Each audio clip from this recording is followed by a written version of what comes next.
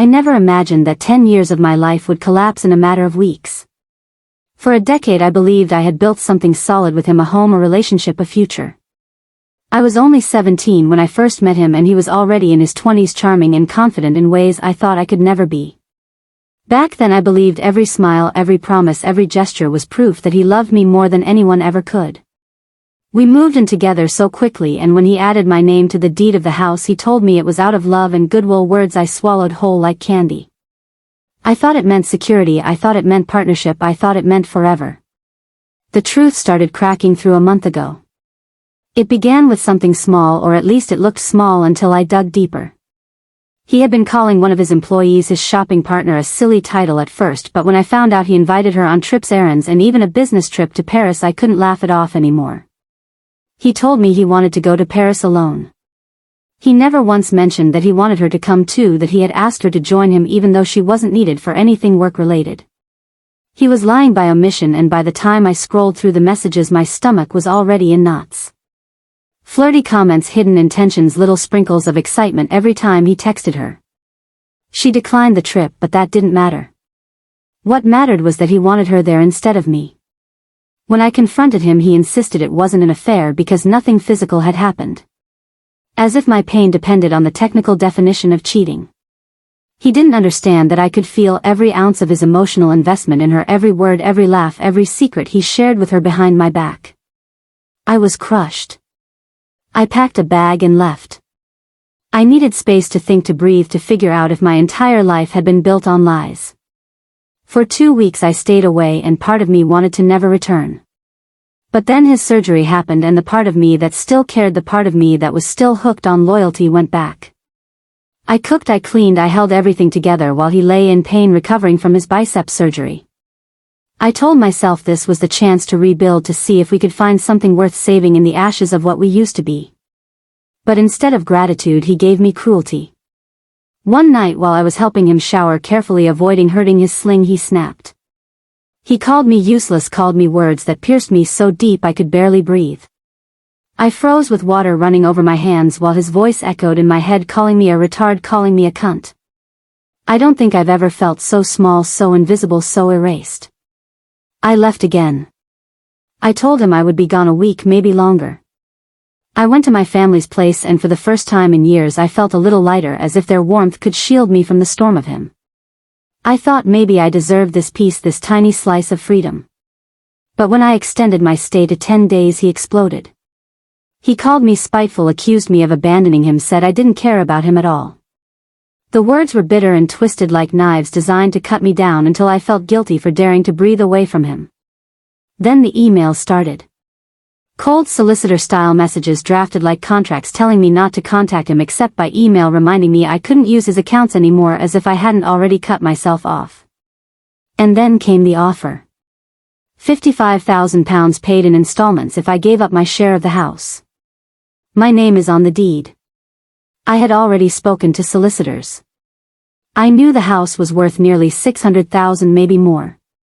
After the mortgage my share should be somewhere between £130,000 to £160,000. He was offering me a third of what I was legally entitled to. He called it fair. He said because he had paid the mortgage, the bills, the deposit, I didn't deserve half. But what about the 10 years of domestic labor I gave him, the decade of cooking, cleaning, running the house so he never had to lift a finger, the years I gave up my career to support him, to work for him, to clean his office while being financially dependent on him? What about the loyalty I showed when he betrayed me? What about the love I gave that he trampled with insults and lies? Now I'm caught in this battle between guilt and justice. If I fight for half I will have to force a sale. He can't remortgage because his credit is a mess. Forcing a sale would mean he might have to move back with his mother. The thought of pushing him out of his home makes me ache, but then I remember how easily he pushed me aside, how easily he lied and insulted me as though my life meant nothing. He thinks I'm selfish if I don't take the deal. He calls me spiteful, vindictive, money hungry. But when I look at the numbers and I look at the years I gave him, I wonder if maybe for once I need to stop thinking about his comfort and start thinking about mine. I'm standing at the edge of a choice that feels like the end of everything, and maybe that's the point. 10 years ago I walked into this life believing I would always be safe with him. Now I'm wondering if the only way to reclaim myself is to tear it all apart. I'm standing at the edge of a choice that feels like the end of everything, and maybe that's the point. 10 years ago I walked into this life believing I would always be safe with him. Now I'm wondering if the only way to reclaim myself is to tear it all apart. That thought scares me, but it also stirs something in me, a kind of trembling energy that I can't quite name. Is it fear, is it anger, or is it the first spark of freedom I've allowed myself to feel in years? The house feels colder now that I'm back in it. When I walk through the rooms, every wall seems to whisper memories at me like a taunt. The kitchen where I cooked thousands of meals while he lounged in the living room. The bedroom where I lay awake wondering why he felt so distant. The office I scrubbed down countless times while he scrolled on his phone pretending to be too busy to help. Every corner holds a piece of me that I gave away, and the more I look at it the more I realize those pieces were never returned. I keep reading his emails over and over like some masochistic ritual. His words are sharp, clinical, detached. This offer is more than fair. You contributed nothing financially. It would be spiteful to push for more. Each line is designed to make me second-guess myself. And for a while it works. I start to wonder if maybe he's right. Maybe I am being selfish, maybe I don't deserve half, maybe the fact that he put me on the deed was a gift and I should be grateful for whatever scraps he's offering me. But then another voice rises inside me, louder and steadier. It says no. You gave him a decade. You gave him your youth, your energy, your labor, your loyalty. You carried the weight of 2 lives while he carried only himself. That voice is the one I cling to. Anger has a way of creeping in quietly before it takes over everything. At first it's just a flicker when I remember the messages he sent to her, the way he called her his shopping partner as though she filled a space I never could. Then it's a wave when I think about the shower when his insults slammed into me like fists. And now it's a fire burning steady in my chest every time I read his smug declarations in those emails. He thinks he's in control. He thinks he can reduce me to a number, a signature on a settlement that sells me short. He doesn't realize that the more he tries to belittle me, the stronger I feel, the more I want to fight back. At night I lie awake running scenarios in my head. What if I accept his offer? What if I walk away with $55,000 and call it done? I could start over, find a small place for myself, maybe rebuild the career I gave up. But then the thought twists like a knife.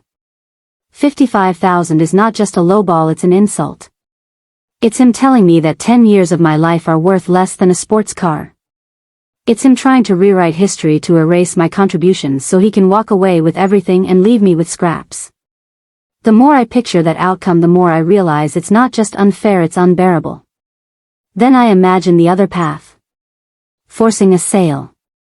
Watching him pack his belongings and leave this house behind, the house we both called home for nearly a decade. I imagine the look on his face when he realizes I won't bend, that I won't let him bully me into submission. There's guilt there, yes, because no matter what he's done I can't fully turn off the part of me that once loved him. But there's also power.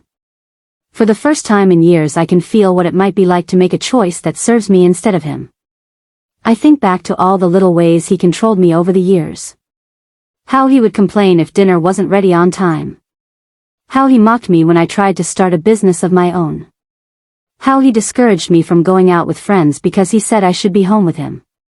How he made me feel small every time I brought up wanting to travel or study or dream of something bigger.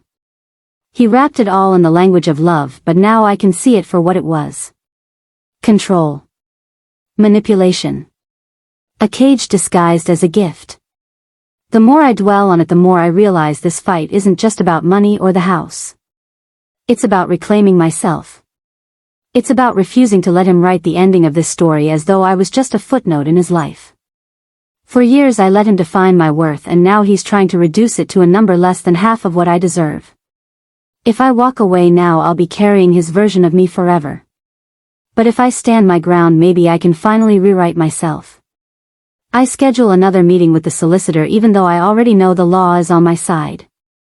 I want to hear it again from a professional that I'm not crazy, that I'm not being selfish, that legally I'm entitled to half the equity.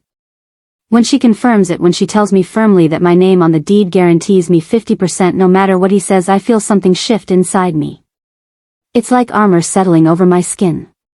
For once the facts are on my side, not just my feelings. Still the guilt lingers. I picture him packing his bags, moving back into his mother's house, his pride crumbling around him.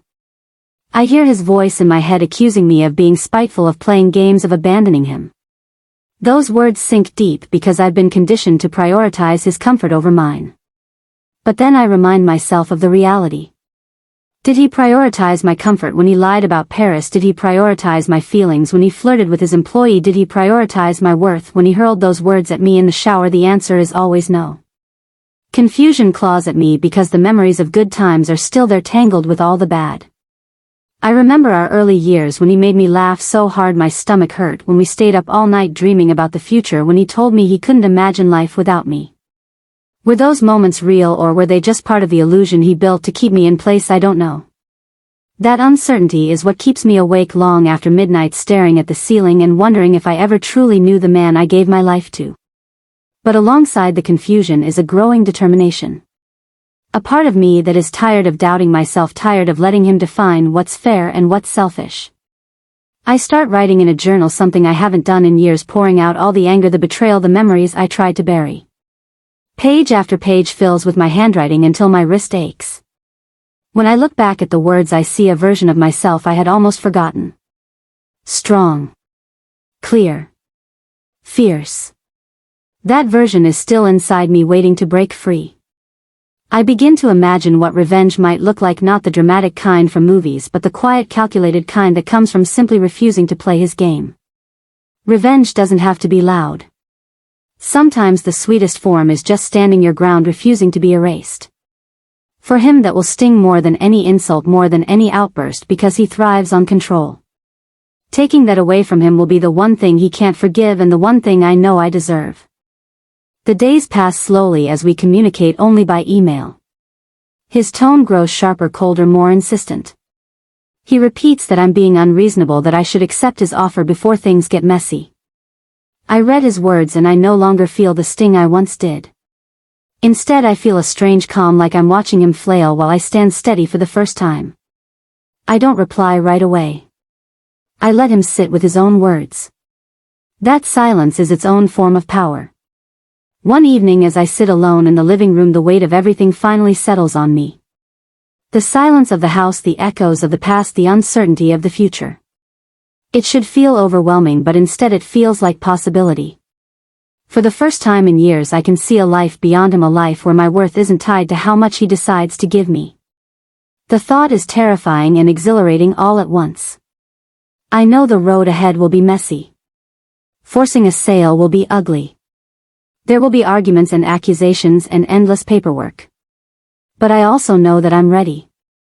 Ready to fight, ready to stand, ready to reclaim the pieces of myself I left scattered in this house. He thinks I'm selfish. Maybe I am. But maybe that's exactly what I need to be now.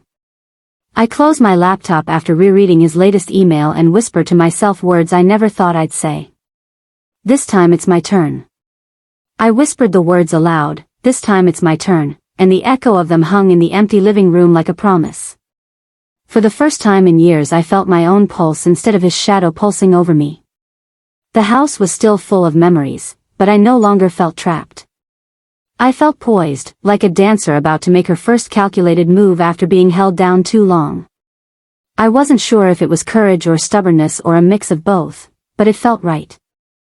I called my sister first because I needed a lifeline. I needed someone to anchor me before I jumped into the legal storm I knew was coming. She answered after 2 rings, her voice immediately warm, cutting through the tension that had been building inside me like a pressure cooker. "Hey, are you okay?" she asked cautiously, and I realized she must have been picking up on my anxiety even from across the city. I swallowed the lump in my throat and let her in on everything: the emails, the offer, the insults, the emotional affair, the whole wreck of my life that had suddenly become a battlefield. "First," she said slowly, "you are not selfish. You gave 10 years of your life, and you supported him, supported the house, supported everything he built while putting your own dreams on hold. You're not greedy. You're reclaiming what is yours." Her voice was firm, steady, grounding. I clung to it like a raft in a storm. "Second," she continued, "we'll figure out the money, the house, the legal stuff. You don't have to do this alone. I know it feels like he's trying to trap you in guilt, but that guilt isn't yours to carry anymore. It belongs to him." Even as she spoke, I could feel the tension coiling inside me loosening. Hearing her say it out loud made the fight tangible. It wasn't just in my head anymore. I had a plan forming, a direction.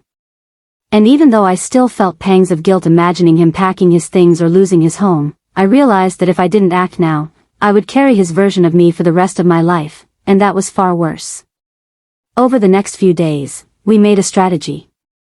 My sister helped me organize documents I hadn't even realized I needed.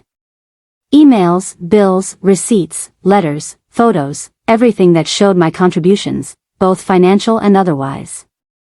She reminded me that while the legal system primarily looked at financial input, the narrative I presented mattered too. 10 years of domestic labor, 10 years supporting his business, 10 years of loyalty even in the face of betrayal.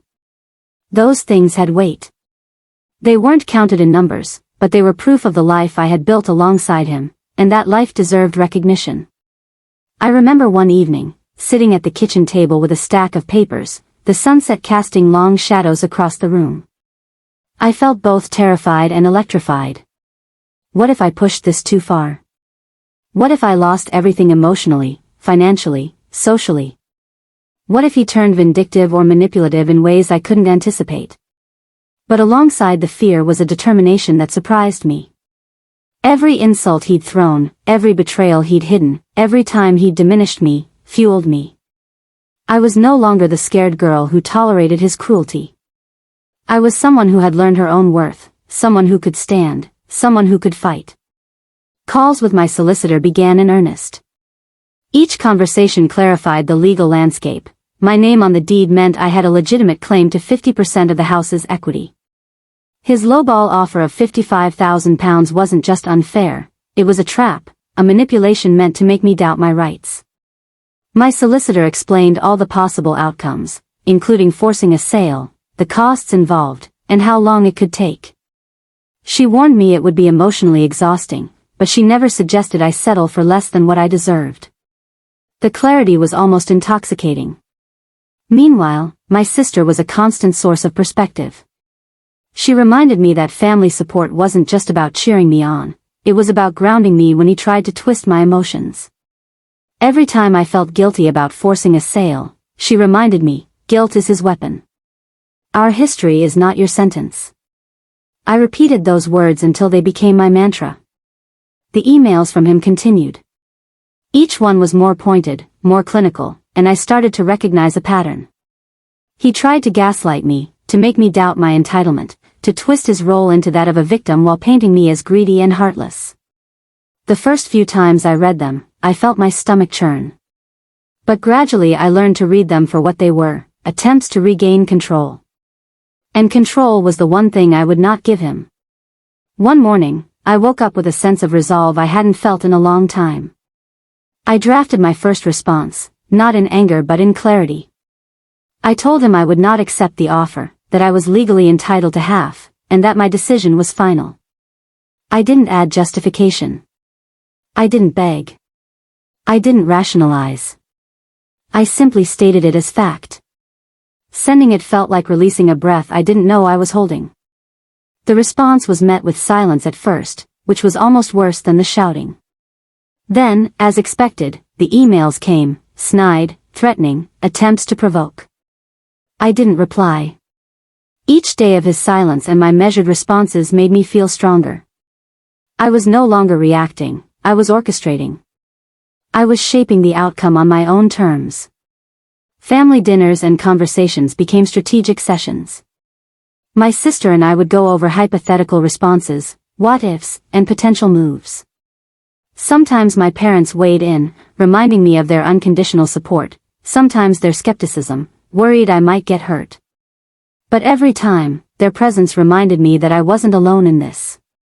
And every time I returned to the house, I felt that tension in the walls shift. The house, which had felt like a cage, was slowly transforming into a battlefield under my control. As the legal process unfolded, I also began reflecting on the emotional betrayal. The emotional affair, the hidden trips, the flattery he gave to someone else that he denied me, all of it had been a slow erosion of my self-esteem. I remembered moments of doubt, nights crying silently in the bathroom, mornings pretending everything was fine.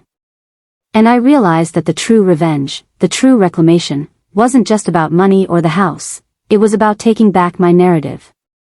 It was about standing tall in the face of someone who had tried to erase my worth. Even now, when I pass the mirror in the hallway, I catch glimpses of a woman I barely recognize. She's stronger, more confident, her eyes sharper, her posture prouder. I think about him reading my emails, realizing I am no longer pliable, realizing that his manipulations no longer work, realizing that he has lost the one thing he counted on, my submission. That quiet knowledge feels sweeter than any victory could. And so, I move forward, piece by piece, day by day. The legal documents, the emails, the family support, my own resolve, they all form a framework for what is to come. I know it won't be easy. There will be fights, arguments, perhaps even moments where doubt creeps back in. But I am ready. I am no longer the girl who let him dictate the rules. I am no longer the woman who accepted less than she deserved. This fight is bigger than money, bigger than a house. It is a declaration: I exist. I matter. I will not be erased. And as I sit at the kitchen table, pen in hand, journal open, emails waiting, and a phone buzzing with calls from my solicitor, I feel a strange thrill. For the first time in a long time, the future feels like mine to shape, mine to take, mine to win. The day I signed the initial documents with my solicitor felt heavier than I expected. Walking into the office, seeing the piles of papers, hearing the terms I barely understood at first, it all seemed overwhelming. And yet there was a thrill underneath the anxiety, a quiet excitement that this was finally happening. This wasn't just about the house anymore. It was about reclaiming every piece of myself he had tried to diminish over the years. He responded to my refusal almost immediately, but instead of the usual cold professionalism, his email started to carry a sharp edge, a mixture of disbelief and indignation. He tried to shame me, to remind me of the gifts he had given, the deposit, the bills, the lifestyle I had enjoyed while he worked. But each time I read the words, I felt less guilt and more clarity. I wasn't accepting crumbs. I wasn't bargaining with someone who had abused my trust and loyalty. I was standing for the life I had helped build, for the years I had poured into him, for the respect I deserved. The legal steps moved slowly at first. Notices were sent, timelines were established, and suddenly my home, which had felt so safe, became a chessboard. I found myself analyzing every email from him like a strategist, looking for weaknesses, for signs of panic, for cracks in his composure. It wasn't malicious, it was survival. And maybe somewhere deep inside, a part of me realized it was satisfaction too. Watching someone who had thrived on control start to lose it without me even raising my voice was intoxicating. At the same time, the emotional toll was undeniable. Some nights I cried quietly in my room, not from fear or guilt, but from the release of 10 years of pent-up frustration and hurt. I remembered how he had brushed off my career ambitions, belittled my successes, ignored my needs, and pursued someone else while expecting me to stay. All of it came flooding back, the small betrayals, the humiliations, the daily erosion of my self-esteem. And yet, each tear felt like a small cleansing, like shedding the remnants of a skin I no longer needed to wear. My sister stayed by my side constantly, a voice of reason when my mind wandered toward anxiety. "Remember," she said one evening, as we sat on the couch surrounded by files and legal notes, "this isn't about revenge in the cruel sense. It's about standing your ground. He can try to manipulate, but you have the law, you have your evidence, and you have yourself. That's more than he can handle." Her words were a balm and a weapon, reminding me that control and clarity were forms of power stronger than anger or vindictiveness. I began to notice subtle changes in him almost immediately. His emails grew longer, more convoluted, trying to weave legalistic traps with emotional appeals. He questioned my judgment, implied I was unstable, and even tried to bring up our shared history as if that could invalidate my rights. At first, I almost felt a twinge of doubt. Could he be right?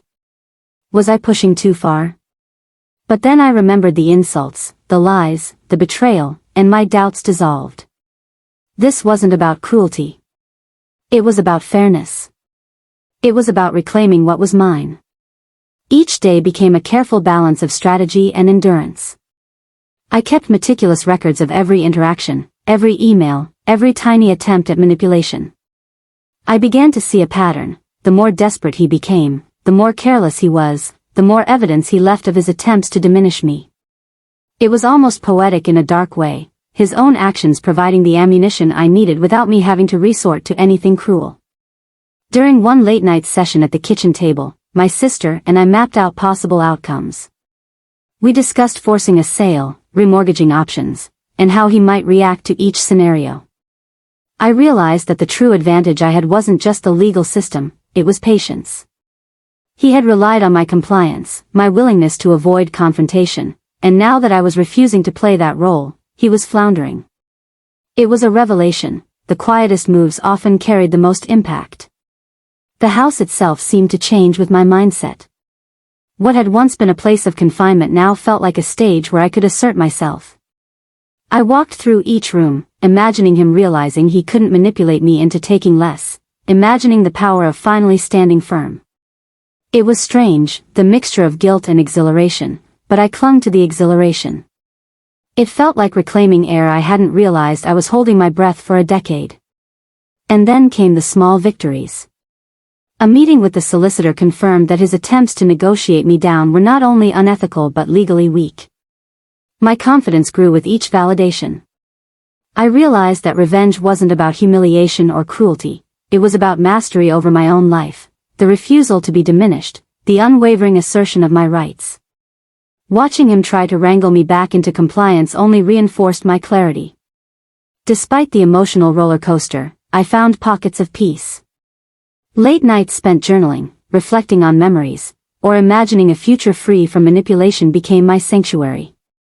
Even the pain of betrayal turned into fuel, sharpening my resolve. I remembered the quiet mornings, the small kindnesses he never gave, and I realized that I had given everything for someone who refused to see me. That realization, bitter as it was, strengthened my determination to see this through on my own terms. My family's involvement was crucial. They provided emotional support, logistical help, and the occasional reminder that I wasn't alone. Their presence allowed me to see beyond the immediate emotional storm. They reminded me that justice isn't just about confrontation, it's about clarity, strategy, and endurance. Together, we mapped out contingencies, anticipated his manipulations, and prepared for the inevitable pushback. Through it all, I began to see the larger picture. The affair, the insults, the manipulation, they were symptoms of his own fragility, his need for control, and his inability to respect boundaries. I understood that my fight was never really against him, it was against the way I had allowed my own life to be defined by someone else's whims. And now, with the law, my family, and my own resolve, I had the power to redefine it. Every day, as the emails and legal notices arrived, I felt a strange sense of exhilaration. I was no longer the passive participant in my own life. I was orchestrating, observing, and asserting. The subtle revenge was unfolding, not through cruelty, not through vindictive actions, but through unwavering strength and refusal to be manipulated. And while he may have thought he could intimidate me, every careful response, every piece of evidence, every steady step toward justice was a reminder that I had outgrown his control.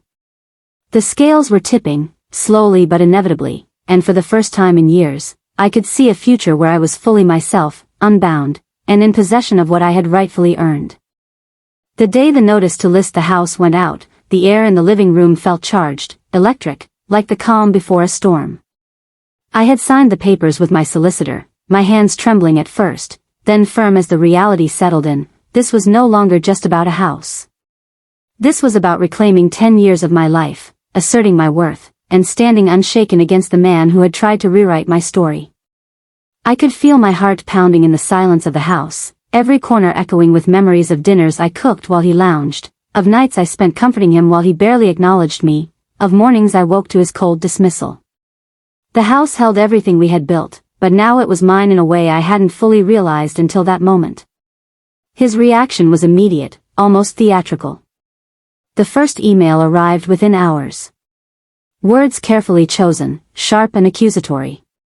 He tried the old tricks, painting himself as the victim, calling my actions unfair, manipulative, cruel. He invoked the years we had spent together, as if that should negate my legal rights or my sense of justice. At first I felt a flicker of the old guilt, a pang of doubt.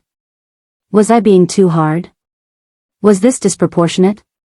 But then I remembered the betrayal, the affair, the insults, the manipulation. The clarity returned. This wasn't cruelty. This was rightful reclamation. Over the next few days, he escalated. Phone calls, emails, even brief in-person confrontations when he pretended to run errands around the house. Every time, he tried to get a reaction from me. Every time, I stayed calm, measured, deliberate.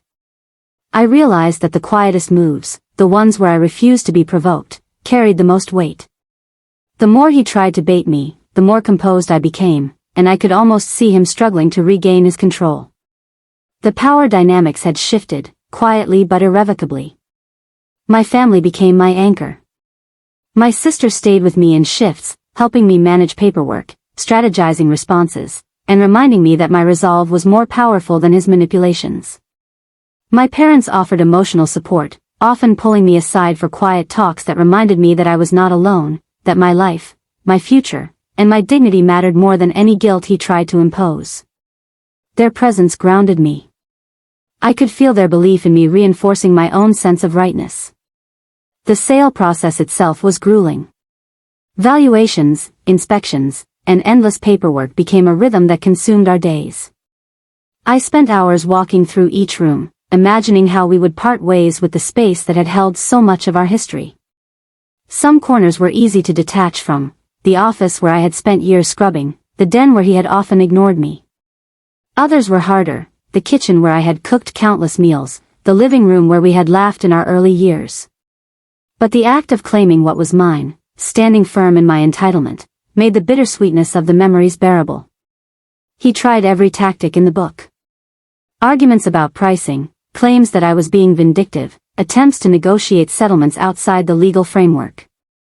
I resisted every one, calmly explaining that I was proceeding according to law, that my entitlement was clear, and that emotional manipulation would no longer dictate my actions.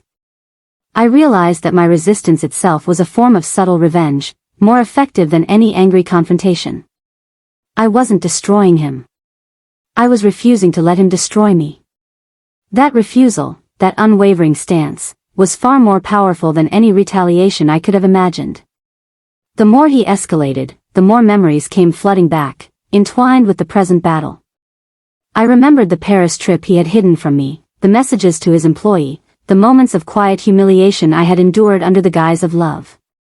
These memories no longer weighed me down, they fueled me. Each recollection reminded me why I had to stay steadfast, why compromise now would be a betrayal of my own self-respect. The past, once a source of pain, became ammunition in my fight to assert my autonomy. There were nights I felt exhaustion pressing down, a heavy, suffocating blanket of emotional fatigue. The constant mental calculation, the careful phrasing of emails, the delicate management of my own emotions while anticipating his next move, it was draining. But then, in the quiet hours before dawn, would sit at the kitchen table, journal open, pen moving across the page, and feel a strange exhilaration. This was my life unfolding on my terms. Every thought, every plan, every response was mine. No longer dictated by his whims, no longer controlled by his manipulations. The house itself seemed to mirror the tension. Walls that once felt protective now felt like witnesses to the battle, silent observers of a struggle that had nothing to do with architecture and everything to do with years of suppressed anger, loyalty, and determination. I walked through each room deliberately, imagining the inevitability of the sale, the emotional weight of him realizing that control had finally slipped from his grasp. There was a subtle satisfaction in this, not cruelty, not malice, but recognition that I had survived, that I was reclaiming what he had tried to diminish. Even as I worked through the practicalities, my mind wandered into reflective spaces. I thought about how he had consistently undervalued me, my labor, and my loyalty. The affair, the insults, the condescension, they were all part of a pattern. And yet, here I was, the first person in years not to bend to that pattern, not to allow him to shape my sense of worth. Each day of calm resistance, each legal step, each small victory reinforced the reality that I was no longer defined by him or by the decisions he made to manipulate me. Family dinners became moments of strategy as well as comfort. My sister would quiz me on potential moves he might make, scenarios that tested my patience and judgment. My parents offered steady reassurance, reminding me that standing firm wasn't vindictive, it was necessary. Even small moments, like sharing a cup of tea while reviewing the latest inspection report, became exercises in grounding myself, reinforcing my clarity and determination. And slowly, almost imperceptibly at first, I began to notice a change in him. His tone in emails shifted from cold superiority to frustration, subtle desperation creeping through sentences that were previously precise and controlling. He was losing his composure. He was starting to realize that his attempts to intimidate or manipulate me were failing. And in that recognition, I felt a quiet, potent satisfaction.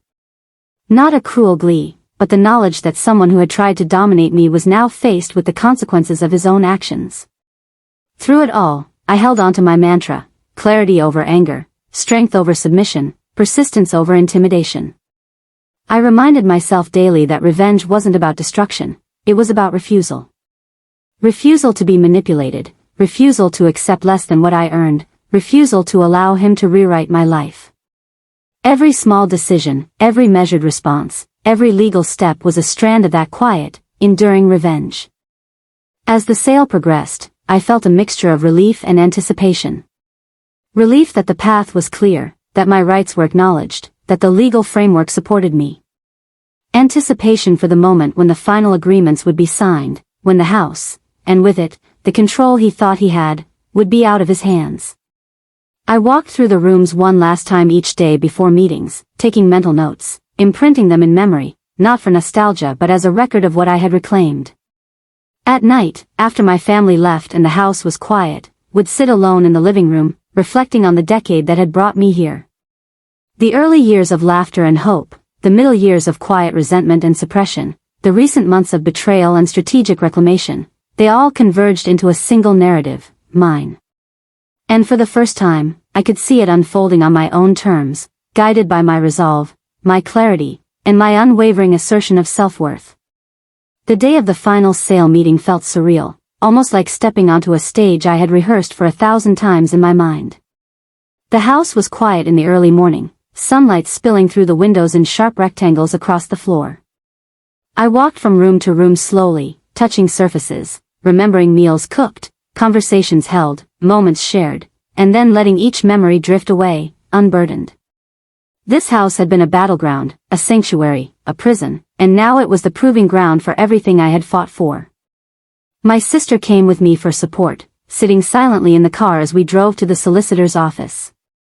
The quiet between us wasn't tense, it was purposeful. Words weren't needed.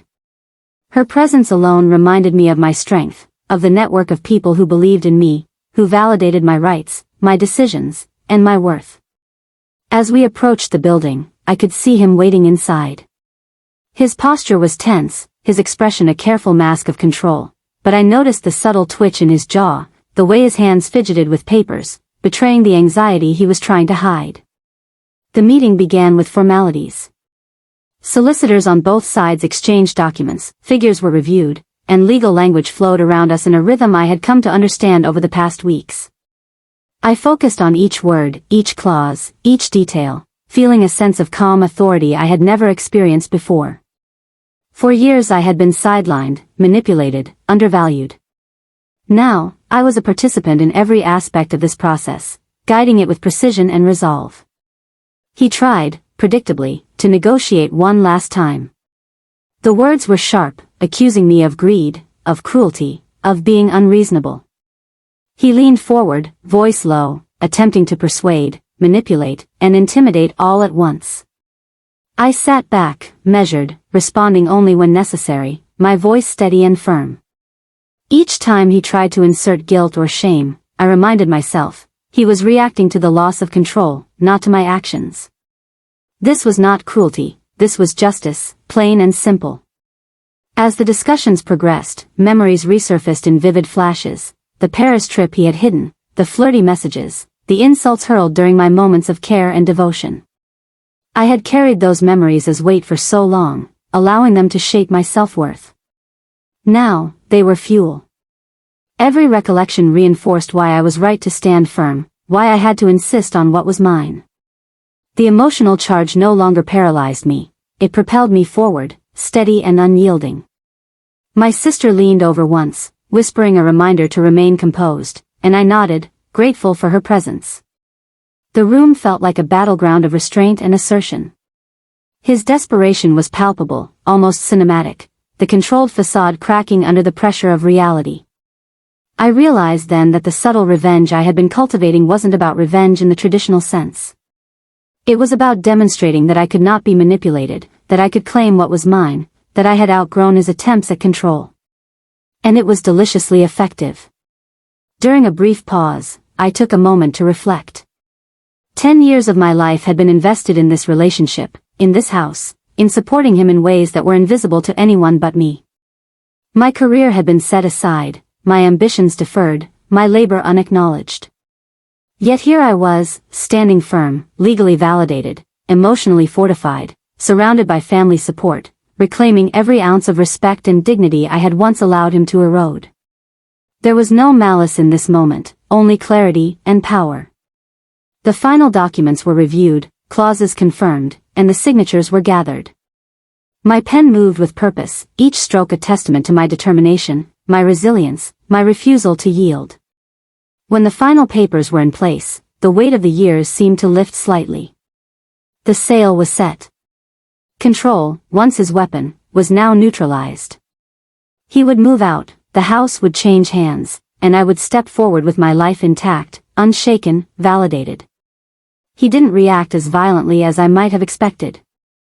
Instead, there was a strange stillness in his face, a mask of restrained disbelief.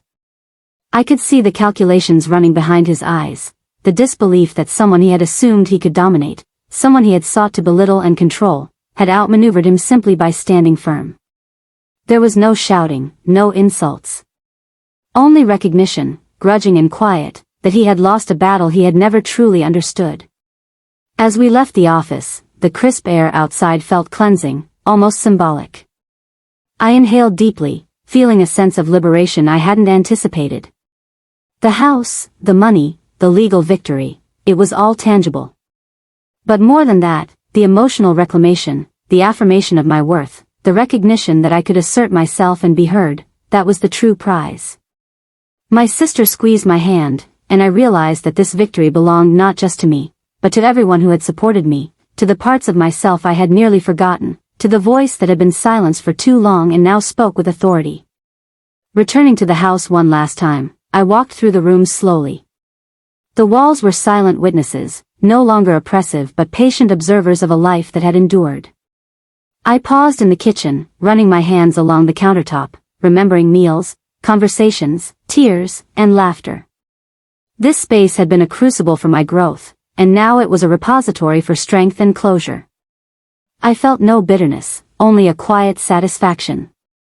The subtle revenge had been achieved, not through vindictive actions, but through steadfastness, clarity, and assertion. The evening brought reflection. Alone in the living room, I allowed myself a rare moment of vulnerability, thinking about the years lost, the moments of betrayal, the emotional toll. Tears came, unbidden, but they were not of sorrow alone, they were of release, catharsis, and acknowledgement of my own resilience. I had endured, strategized, and reclaimed. I had transformed pain into strength, manipulation into empowerment.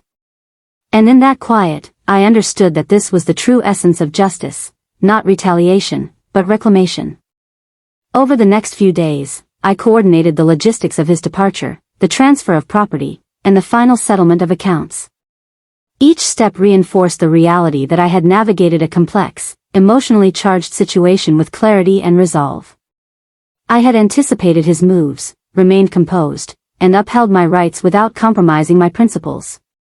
The subtle revenge, the demonstration of my unshakable autonomy, was complete. Finally, when the house was officially handed over, and he had moved out, I stood on the porch, looking back at the structure that had witnessed so much of my past. The weight of history lingered for a moment, but it was tempered by a profound sense of empowerment. I had endured betrayal, manipulation, and emotional erosion, yet I had emerged whole, assertive, and unbroken. The experience had transformed me, teaching lessons in patience, strategy, and self-worth that no betrayal could undo. In the quiet aftermath, I reflected on the subtle truth of revenge. It was not about inflicting harm, but about asserting oneself, reclaiming dignity, and refusing to be diminished. I had achieved that. I had faced a decade of emotional labor, loyalty, and suppression, and emerged with my rights intact, my self-respect restored, and my autonomy undeniable. And for the first time in years, I felt truly free. The weeks after the sale felt strange, almost dreamlike. The house, once heavy with memories, tension, and conflict, was no longer mine, and yet I felt lighter than I had in years. The last boxes were packed, the final documents signed, and the space that had once held so much power over my emotions had been released into the hands of someone else. Walking away that morning, I felt the weight of a decade of loyalty, devotion, and suppressed ambition lift from my shoulders. It was not freedom alone, it was a reclamation, a promise to myself that I would never again allow my worth to be dictated by someone else's whims. My family remained a constant presence during this transition, their support more valuable than any legal victory. My sister helped me unpack the first boxes in my new apartment, offering her unwavering belief in me as a foundation for the next chapter. "You've earned every bit of this piece," she said as we assembled furniture and arranged photos on the walls. Her voice carried both relief and pride, a reflection of everything I had endured and achieved. For the first time in years, I allowed myself to envision a life built solely on my terms. I thought about my career, long deferred, and the projects I had once set aside. I thought about travel, hobbies, friendships, and opportunities one had neglected while invested in a relationship that demanded more than it ever gave.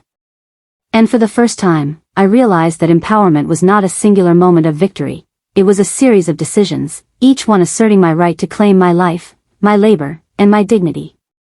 In quiet moments, I reflected on the years with him, and the memories surfaced unbidden.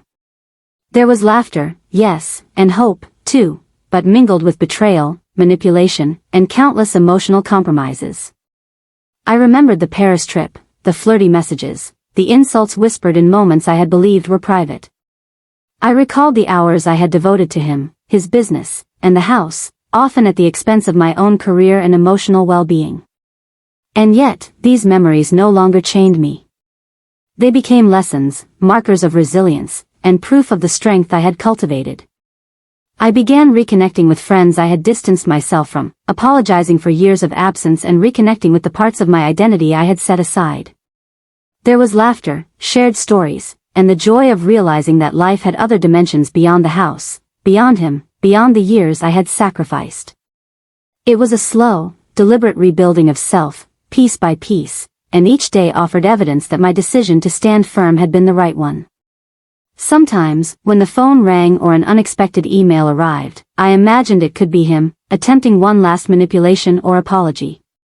I would pause, heart racing briefly, and then remind myself of the boundaries I had established. His attempts at control were no longer a factor, they had been neutralized legally and emotionally. The subtle revenge I had enacted, the refusal to bend, the insistence on fairness, the reclamation of my autonomy, was complete. One evening, sitting with a cup of tea in my new living room, I allowed myself a rare moment of reflection on what had truly changed. It wasn't the money, the house, or even the legal victory. It was me. My voice, once quiet and deferred, was now steady and unwavering. My sense of self, once eroded by years of manipulation and emotional labor, was fully reclaimed. I had learned to navigate betrayal without succumbing to anger, to assert myself without cruelty, to turn adversity into empowerment. There were moments of vulnerability, of course. Nights when the silence was almost unbearable, when the ache of what I had lost briefly surfaced. But these moments were tempered by the knowledge that I had survived, strategized, and emerged stronger. I allowed myself to feel, to acknowledge pain, but I never let it define me. Each reflection reinforced the understanding that autonomy, dignity, and self-respect were victories far greater than any revenge could offer. I also began exploring new opportunities for work, not just to reclaim financial independence but to reconnect with the ambitions I had deferred. I enrolled in courses, reached out to mentors, and started small projects that allowed me to remember my capabilities. The process was gradual, but it was purposeful, a deliberate assertion that my life would now be shaped by my choices, my labor, and my vision. As days turned into weeks, I realized how much I had grown. The anger and betrayal that had once threatened to consume me were now transformed into quiet confidence. I had learned to identify manipulation, to set boundaries, to remain steadfast under pressure. My relationships, both familial and social, were more intentional, richer in trust and authenticity. I felt equipped not only to navigate life but to thrive. And yet, there was an unexpected sweetness in the memory of the house, in the acknowledgement of what I had reclaimed. I remembered walking through each room, observing the small victories, the legal confirmations, the quiet satisfaction of standing firm. The subtle revenge, the knowledge that someone who had attempted to control me had been outmaneuvered not through cruelty but through persistence and clarity, was a lesson in strength that I would carry forward. I began to imagine the future with hope rather than fear. Travel plans, career ambitions, friendships, and even the possibility of love, all unfolded in my mind without the shadow of past compromises. I understood now that love should never come at the expense of self-respect, that loyalty is a gift best given where it is valued, and that personal boundaries are non-negotiable. These realizations formed the foundation of the life I was building, a life free from manipulation, betrayal, and compromise. One quiet evening, as the city lights flickered outside my window, I journaled about the journey I had undertaken. I wrote about betrayal, loyalty, resilience, and empowerment. I documented the emotions, the strategies, the victories, and the lessons learned. And in that quiet act, I realized that I had not only reclaimed property and autonomy but had also reclaimed my narrative, my voice, and my future. Standing on my balcony later that night, looking out at the skyline, I felt a profound sense of peace. The chapter with him was closed, the legal battles behind me, and the house, a symbol of both hardship and reclamation, no longer a chain but a testament to my strength. I had faced betrayal, manipulation, and emotional erosion, and emerged with my dignity intact, my self-respect fortified, and my autonomy undeniable. And so I stepped into the next chapter of my life fully aware of my worth, confident in my boundaries, and ready to embrace the opportunities that lay ahead. I had survived, I had strategized, I had asserted myself, and in doing so, I had discovered that the most satisfying form of revenge is the one that leaves you whole, empowered, and free. The past no longer held me captive. The future was mine. And for the first time in a long time, I smiled with certainty, knowing that I was, finally, fully myself.